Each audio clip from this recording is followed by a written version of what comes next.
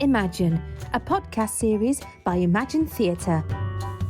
Yes, hello again. Welcome to episode 109 of Imagine Theatre's podcast series. And this time, we're going to take a look in more detail at the role of the Deputy Stage Manager. For more information, go to their website at www.imaginetheatre.co.uk. Now, in the last episode, we caught up with the British drag performer and singer, best known for shows on television like Britain's Got Talent and RuPaul's Drag Race UK, La Voix. Now, if you missed it, you can still check it out along with all of the other previous episodes. And don't forget to subscribe to the series if you possibly can, so that you don't miss out in the future. So far in the series, we've spoken to many stars of the pantomime stage, various creative team members, and many, many more. We've looked at specific titles, specific characters, and explored all of the elements that combine to make a perfect panto. But this time, we're going to find out what the role of the Deputy Stage Manager entails in panto. We'll discuss what training you might need to become a DSM and how the role may differ compared to other forms of theatre. Joining me are two very accomplished DSMs, Jazmyne Evans, who's also the Operations and Productions Administrator at Imagine, and Kayleigh Alstin, who was DSM in Dartford for Imagine last Christmas. How are you both? Good, thank you. Hiya. Let's start at the very beginning, Jazz, and we'll start with you. Yep. I wonder when you first became interested in working backstage in any capacity. Okay, well, so the first pantomime I ever went to was actually at Fernham Hall, which is the new Fareham Live, where I watched Beauty and the Beast there.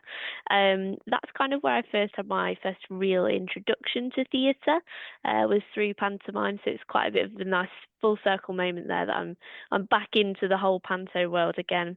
I kind of started doing a few little bits of drama and things at school, and then kind of found that drama itself wasn't for me, but all of the lighting and all of those different ways that we could create atmosphere and things, they were more what I was into. So from there, I think that was kind of my first proper experience of wanting to take part in theatre in a backstage capacity. Okay. And Kayleigh, what about you? Very similar. I mean, I watched my first panto bizarrely at the Orchard Theatre in Dartford. It had the lovely Barbara Windsor in it back in the early 90s. And yeah, I think, as you say, it's full circle now, Jazz. Like, that's our first introduction to it. And now we both work back in that scene. But I was a dancer for years. And then we needed to do like work experience at school. And I was like, I want to do something in that, but I don't know what any of this other stuff is. And I fell into it and actually was more of a lighting person for years. And then I did a summer youth project and they went, actually, we think you're a DSM, when I was like 16, and then haven't left stage management since. Did you have any idea at that age what a DSM was? Not a clue. When I was told, like, we think you're a DSM, I was like, that's just 3 letters. I don't even know what that stands for. I don't know what that does or what it is. Please explain. And now I love it. And Jazmyne, when you decided that that was something that you were interested in, how did you pursue that from then on? Because I think it's fair to say that most people who do drama at school or in youth theatre or whatever, in what capacity, they know about drama schools and so on. But did you know where to go to get training in any sort of technical theatre? To be honest, I didn't even know it was a thing until I was in either year 10 or year 11 at school, where we were kind of messing around with all the lighting because that was what you had to do as part of your GCSE drama course. And it was from there that my drama teacher said, the local college, Lincoln College, do a production arts course. So they have a performing arts course, but they also have a production arts course. And I said, what's that? And that's where the kind of realization of all of these other elements that go into theatre, like lighting, like sound, like stage management, all come together. So off I pootled to college for 2 years. Again, I thought, a bit like you, Kayleigh, I thought I was going to be a lighting person until I kind of fell into the stage management, into the calling the shows. I previously played a lot of saxophone, so things like the musicals came quite naturally to me. So counting music was really easy for me. So that kind of thing really helped. And then from there, I kind of found actually stage management feels like my gig a little bit more than lighting. So through my tutor, the lovely Howell Thomas, I found university. So I went to the Royal Birmingham Conservatoire, where I studied stage management there for 3 years. And then here I am now, freelancing around, doing all my DSM gigs as well as my role here at Imagine. And Kayleigh, where did training take you? I was the same as you. If you'd said to me when I was like 15 that you would have a degree and be doing this as a job, I would have laughed at you. Like, I was definitely not a university person. And then, I went to college for 2 years and did production arts, same as you, Jazz. And then I went to Rosebery for college and got my degree in stage management. The lovely Rachel Candler, Adam McGar and Mark Simpson, who used to run that course. I had a lovely time with them. And then, just sort of fell into it really after that, and sort of I've just kept going and going. And I do, similar to you, Jazz, I work for the Unicorn Theatre in London Bridge as their production coordinator, and then DSM work within in and around that as well. So okay, Kayleigh, just tell us a little bit about the structure of the course that you took and the sort of things that it actually introduced you to. At Bruford, you do a bit of everything. So you start with ASM work and DSM work, moving on to more DSM on bigger shows, and then stage management, and you do production management in that. You also do some event management stuff. So I've also been an event manager for outdoor cinema in the UK and abroad. So it is quite broad.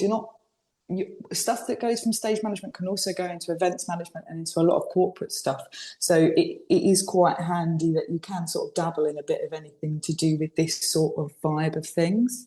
Was that the same for you, Jazz, at Birmingham? Yeah, pretty much. We started in first year, you really focus on those foundations of stage management. You learn a little bit, the basics of each other discipline as well. So you learn a little bit of lighting and you learn a little bit of sound, so you can have that understanding and that knowledge as a stage manager. When you're putting together schedules, you don't want to give a lighting designer 30 seconds to focus a light when if I've done it myself, I now know actually it takes about 2 minutes per light.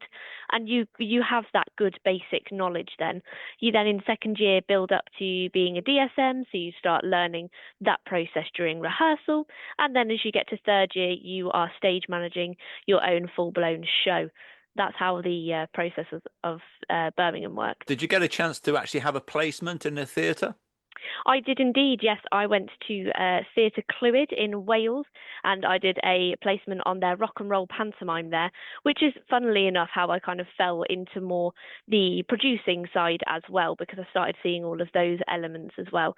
But unfortunately, our DSM in the room at Theatre Clwyd had to leave for a period of about a week and a half, while I thought I was only just going to be there helping out with the ASM, making a few props, but I actually ended up on the book in one of the rehearsals, and it was really, really insightful to get that proper industry experience. You hear about all of these industry standards, but until you're actually in the room doing it, I think that's where you learn quicker. I think you learn the fundamentals and you learn the templates when you're at uni, but until you actually get your teeth stuck into it when you're out in the real world, that's where the proper industry training takes place.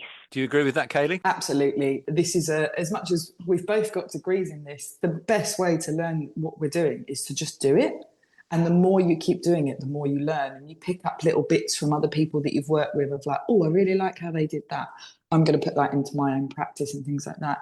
And I was quite similar. I had a placement at Royal Academy of Music. I did 2 of the summer musicals there in my third year and in my second year when I was studying, and that was massively helpful. As much as it's another university, it's that next level up. It was really fun. I really loved it. And as Jazz was saying, you never really learn in any better way than doing the job. What was your first job? Can you remember? Oh, first job. I mean, actually, I think my first job was while I was in proper professional stage management, was while I was still training. The DSM at the Churchill Theatre in Bromley had a wedding during panto season. It was quite far away, so they were going to be travelling, and they were like, do you want to come in and call it for like 4 days? I was like, yeah, not done that before. Let's give it a go. So I had some really good training. I had a couple of cover days with the current DSM, and then they just sort of left me to it. And I was like, oh, this is a lot of pressure. I hadn't really called anything that big before, with pyro and flyers and everything else going on, and a cast of quite a few. But yeah, no, that was probably my first thrown in to the deep end one. Do you remember your first job, Jazz? I do indeed, yeah. I was in second year at university and it was to DSM the Cinderella pantomime at the Stafford Gatehouse Theatre.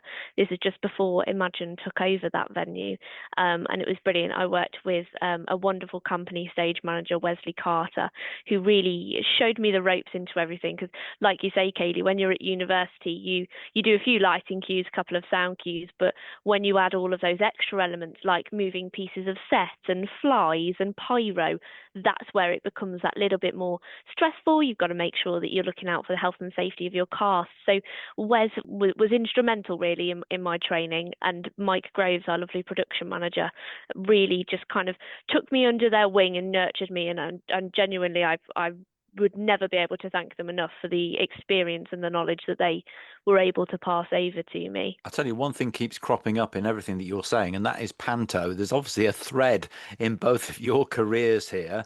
Let's talk about the panto process then, Kayleigh, because as a DSM, let's just talk first of all about when you first become involved ahead of that first day of rehearsals. The first bit that you really get is when you get that script in the post a few weeks before, and you sort of open it up and go, right, what's my Christmas going to look like? And looking through going, what songs are going to start to grate on me when I hear them on the radio in like a year's time, and all the rest of it. And you sit there and you listen to a song and go, yeah, I remember the lighting cues for this one. Even like 2 years later, you go, yep, still in my brain. That hasn't gone anywhere. Which my other half does sometimes laugh at me in the car because I'll be like, NXQ22, go. And things like that. So it's you're creating that first bit is literally sitting there with your lovely stationery, because I'm sure you're the same, Jazz. We're station management. We love a bit of good stationery, and making sure that we get that prompt copy or show Bible or the book before we go into day one, and learning as much of that show before you even walk into rehearsals is always the first step for me. And Jazz, what about prep in terms of getting ready for the first day of rehearsals? You won't have necessarily marked up a script or anything yet, but what prep can you do? I usually do a couple of little bits and bobs. So when I receive the script, I go through. First of all, you read the script for pleasure. You read the script, you have a laugh, and that's always a great thing. You get an understanding as to, like you say, what you're going to be getting yourself into for the next 60 shows over Christmas. Then what I do, I kind of go through the script then in a little bit more detail. I do what's called a scene breakdown, which is what characters are in what scenes. It makes things when we get into rehearsals like daily calls a little bit easier. You just have one sheet of paper to look at to see, this person is in scene 3, this person is in scene 4. And it just makes those things really easy, a quick kind of guide to look at. I also create things like a props list as well.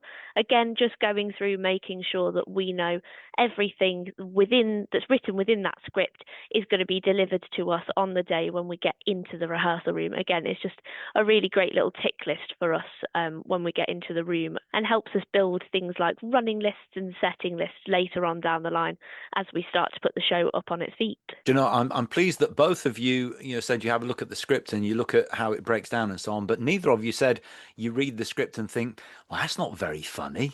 Well, that's a bit long. No, I don't think I've ever read a script and thought that. I think there are some scenes I go, I haven't seen one of them for a while, or we haven't done that in a long time. That'll be nice to see. And there are some things like, oh yeah, we did that last year and things like that. That'll be fun. The audience love that sort of stuff. But I don't think I've ever read it and gone, oh God, I don't like that. Especially with a panto, you do have those funny dad jokes, if you will. And what I love so much about working pantos and reading scripts for pantos is you have those jokes that appeal to the older generation, to the mums and dads of the audience, that go completely over the little ones' heads. But then you've also got the really current, really relevant jokes and TikTok memes and all of those different things that all of the youngsters in the audience are going to understand and they're going to love. That's really what it's about. I found that most pantos that I've worked on have got some really good pace to them. So I don't think I've ever really felt like they've ever been too long, except for 12 Days of Christmas. That seems to drag on a little bit once you've heard it a few times. Absolutely. we're finding things that come up in scripts that maybe we're sat there going, I don't know what that means. But then you get to the first show and you hear the kids laugh and you're like, okay, clearly means something to them. Yeah. They know what it is. I don't know what That's that what saying happens was. when you get older, I have to say. Yeah. As you get older, you lose touch slightly. But I really feel for every DSM who's been calling a show and having to listen to something like Crazy Frog or Baby Shark Yeah. every Oh day. gosh. Oh, yeah, we've all been there. Okay, talk us through maybe the first week of rehearsal, Kayleigh. Before you go into tech, first week of rehearsal, what does your sort of day and the structure of your day look like? For me, it's, well, first of all, walking in the morning, and I need a coffee by that point to get me through Panto. I mean, Panto is so fast compared to lots of other types of show. Like, we have 6 days to rehearse. We walk in on a Monday, we do meet and greet, and then by the Saturday, you've got a full show. Hopefully, by that point anyway. But a day to day, it's running that rehearsal room and making sure that everyone's in on time, making sure that everybody's in the right place, because you might have 2 different rehearsal rooms where you've got choreo in one and acting in the other. So you've got a director in one room and a choreographer in the other, and making sure that the right people get to, right, you need to go down to this, and we've got radio interviews and things like that to get done. So our day to day is making sure that we've got all of the information from the director as well, of any questions they've got, of like, I don't know what this piece of set's going to look like. Can we get a picture of this? Or do we know if this table's going to fit in this portal? Like, can we get that out? And I'm like, yep, that we can find that out. You are that link between the director and the people in the room and the creatives and the technical team that aren't necessarily there at rehearsals. Like, we don't have, not everybody is there every day. So being able to be that link between who's in the room and the cast and everybody else, and that link to everybody, and asking any questions that we might have about the show, because we're all walking in not knowing exactly what it's going to be on that first day, and making sure that everybody's on the same page. And Jazz, there'll also be stuff that you have to do, marking up the rehearsal room floor and stuff like that, rehearsal reports and calls and so on. The call sheets, are they driven predominantly by who the director wants to see in what order, or do you take a bit more control of that? Absolutely. It depends from show to show, really. It depends on your director. It's really important that kind of within that first day you get the vibe of your director and how they like to work and how they like to run, as well as the rest of your team. You could be in just a 2-person stage management team, you could be in a 3-person stage management team, and it's just making sure everybody knows what their role is within that week, because as Kayleigh said, it's basically like staging Les Mis in 2 weeks, less than. Yeah. But yeah, things like the marking up of the rehearsal space is kind of a responsibility of all the stage management team. We get sent a ground plan, which is basically a bird's eye view image as to what the stage will look like kind of from above. So we then mark that out on the floor with tape, making sure we've got all the correct measurements to make sure, like Kayleigh said, is that table going to fit in front of where this cloth falls on the stage? And we can make sure that there's enough depth there for those things to happen, or if not, we find a workaround for it. We then also, as DSMs, we do the blocking, which is marking up in the script where exactly those people are, so where they are on the stage. So we have a kind of shorthand. I don't know if this is the same way you work, Kayleigh, but I have a shorthand where I kind of will say this person crosses over to stage left, or they go behind the table and then they duck down, or they sit down on the table, and making sure that that is as up to date as possible and clear to read as possible is really helpful, because those days that you rehearse Panto, you usually have, an hour, 2 hours to block that one scene, and we don't revisit that again really until we start piecing the whole thing together on the Friday or the Saturday. So it's really important that you get all of those movements down so that the cast or the director can say, oh, what did I do here? When did I do that? And you've got a brilliant little cheat sheet, really. That's why it's kind of called the Bible. We have that cheat sheet is to say, you actually moved behind this person on this line instead, which is really important. And it's a case of company welfare as well. We're responsible for every person in that room, not just ourselves.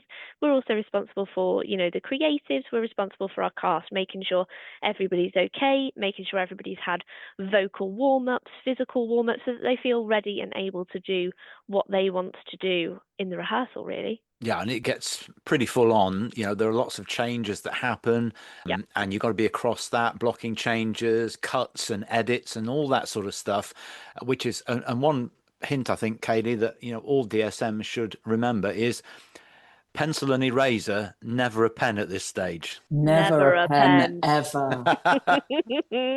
And what about when the second week starts? Because that's when you go into the tech, and that's when it can become really intense. Yeah, I mean, technical rehearsals are crazy. If you think that a cast have like that week and a bit to rehearse what they do and learn what they do, DSMs have a day and a half, or however long your tech is.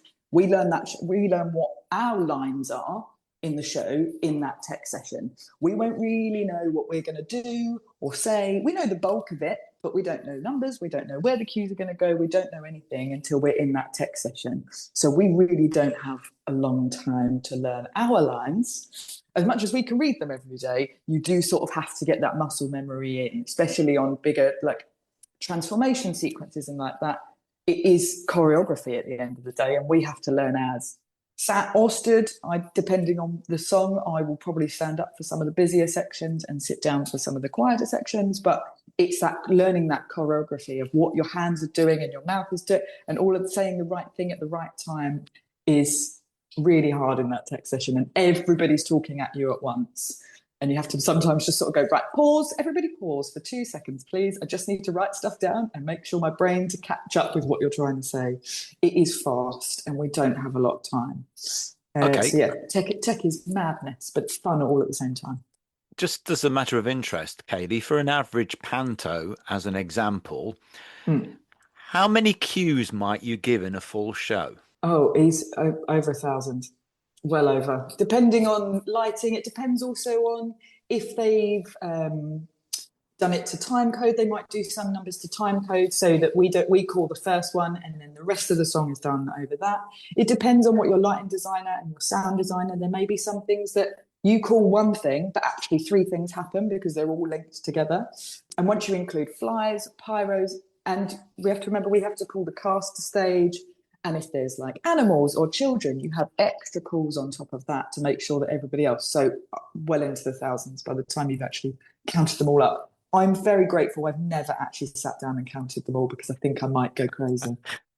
Okay, Jazz, once the show has opened, talk us through your working day, because you may have 2, sometimes a 3-show day.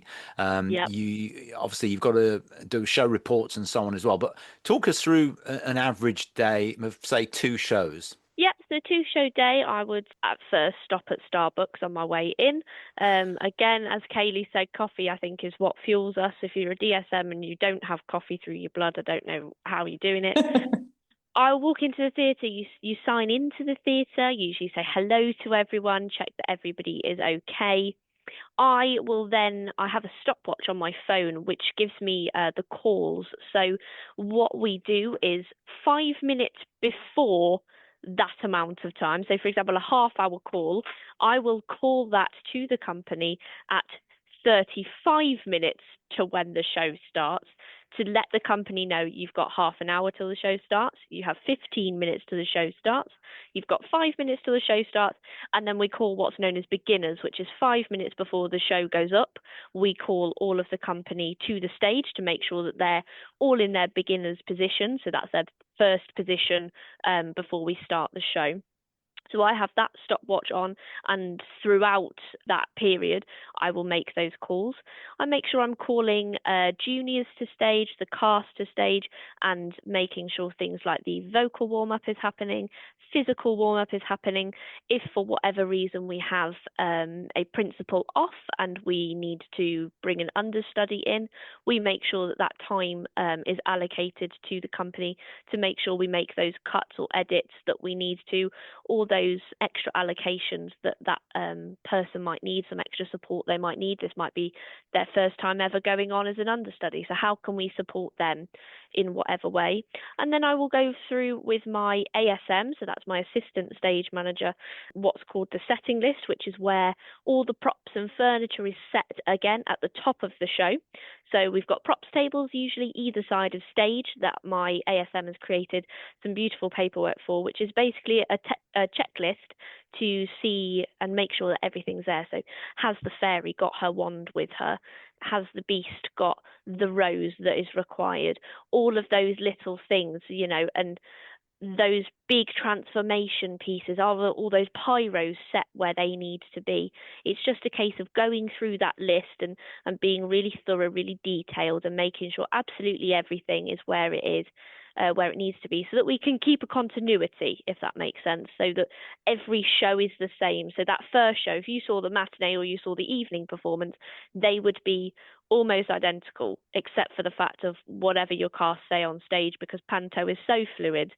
It seems to all be a little bit different no matter what show, but we can make sure from a props and wardrobe and furniture point of view that everything is where it needs to be. As well as all that, Kayleigh, there is also stuff like, obviously, the slosh has to be made at just the right time, and then you've got show reports to do, and there may even be rehearsals if something needs tweaking, or you have understudy rehearsals. Absolutely. I mean, slosh, my lovely ASM from last year, Amy Wickman, I think hated slosh by the end of it. Making that every day. If people don't know what slosh is, it's essentially just like foam. It's made out of shaving sticks and warm water, but it's, as you say, it's getting that ready every day at the right time, and normally doing a swapsy, because it does hurt your arm after a while when you're making essentially garden trug buckets full of it every day, twice a day, or sometimes 3 times a day. So yes, it is always that fun job every day. Just tell us about the show reports as well, because that's something that's really important, so that the director and all the creatives and everybody involved, producers and others, can see what's happening each day, and if there are any issues, that's where they're highlighted. Yeah, absolutely. I mean, after every single show, we send a show report, so that will have who, if there was any understudies on, if they went, who it was and what parts they played, and if somebody went off with an injury, who took over, and things like that. It will be down to like, what time did we go up? If we went up late, why did we go up late? It will have audience numbers on. And we do a lot of like, there'll be certain moments that we think the audience will love every day. And we'll say like, if it had a better reaction today, or this thing happened, or this whatever happened, like the audience reacted in a different way to that today. So this is how we responded to it. And as you say, the director and every other creative isn't there every day. And sometimes we're DSMs, we're humans. We also make mistakes. So we will also flag, I called that late, really sorry guys, but it didn't affect blah, blah, blah, blah, blah. So yes, the show report is very important for everybody back at Imagine HQ, so they know what's happening with every single one of their shows as well. Jazz, what do you love most about both the job that you do and panto in general? Panto in general, I just love because it's family orientated. I think that's most people's first ever experience of theatre, and some people's only ever experience of theatre. But I think it's really, really important that panto continues. I think it's really important for communities as well. You get to bring in, for example, with Imagine, all of the junior ensemble. So we're bringing in that new generation of people as well. It's the magic as well that panto brings that I love.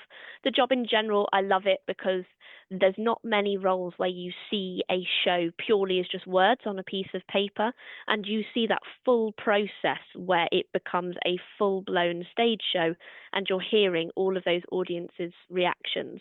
And I think over Christmas time, everybody becomes a lot more of a family because lots of people are away from home, they're in places they don't particularly know. So everyone learns to trust each other and learns to love each other really, really quickly. And I think it's a really, really beautiful community that you build within the company as well that makes me love panto and DSMing so What much. about you, Kayleigh? I couldn't agree with you more, Jazz. I think because panto is at Christmas, and Christmas is normally that family orientated time, like that's where everybody else that doesn't do panto can't quite understand that we don't really see our family at Christmas. And they're like, well, I do see my family, it's my panto family. That company becomes your life for that month and a bit. And it is really hard work. But the fact, if you have a really good panto family, like that can really make a show and make it go so much better. You spend so much time with them that you learn so much about someone so quickly. Like, I can't believe, like, after like a week, you're essentially telling your whole life story to this person that you didn't even know a week ago. But because you've spent every hour of the day with them and you've seen them at their best and sometimes you've seen them at their worst, that you do become that really closeness. And DSMing for me, like the reason I love it, you're the heart of the show. You have to keep everything running smoothly, and organization and the quick thinking, like you have to be on your feet. As you say, we try and, as stage management, like we try and make it the same every day. But Panto especially, like the audience reaction can change every day, and that can completely change a whole scene of a show. If an audience reacts differently, you then need to react to, as you said, Jazz, Panto is that little bit, you could ad lib a little bit. And that's why I love DSMing on Pantos, because you never really know what's going to happen. And that you have to think on your feet really quickly. But it's so worth it. Like, I would feel weird if I wasn't doing a Panto at Christmas. What about a favourite Panto title? Is there any one Panto that's your particular favourite? I have two, I think. Cinderella, just because it's a classic.